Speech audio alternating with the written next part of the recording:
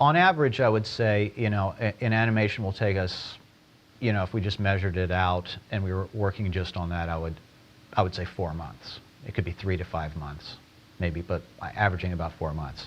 We don't work on just one at a time. We get into one and we sort of, really get on a roll with that, but then at some point, one of us will get inspired or stuck, one of the two, and jump to something else. And that it's very possible, it's actually happened quite a bit, where he's working on one animation, I'm working on some totally other thing. I might be working on music for something we haven't even modeled yet, and he may be working on this whole set of drums for something that I haven't even thought of the music for yet. It really could go either way.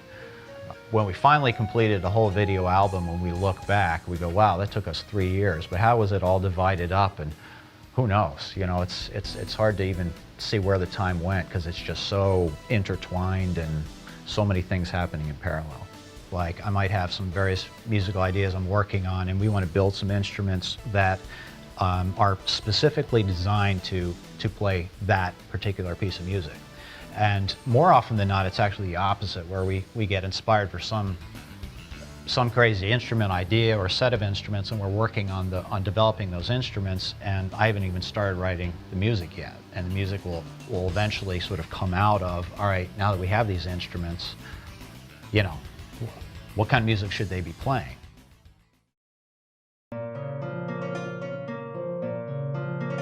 Resonant chambers.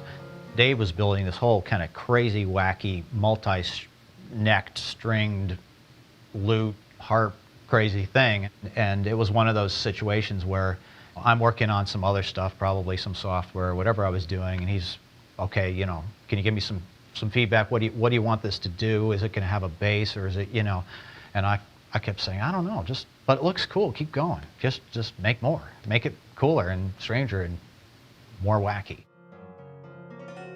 Finally, we had this crazy instrument that was absolutely gorgeous looking, and at that point I had to start figuring out, well, all right, what does this thing do? What music does it play?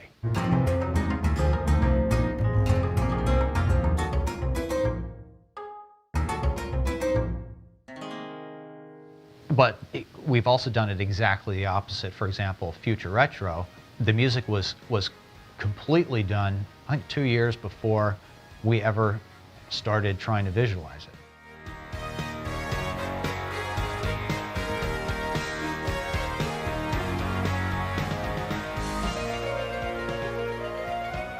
We try to, not have too many things that are like the same, so we try to have a variety of different types of animations, different looks. Some are sci-fi, some are more of an old-fashioned look. I spend a lot of time just making things look dirty and weathered and antiqued a little bit. The pogo sticks guys get off their stages and travel around and try to mix it up. Of course, the other thing is having not just the variety of the visuals, but the variety in the music.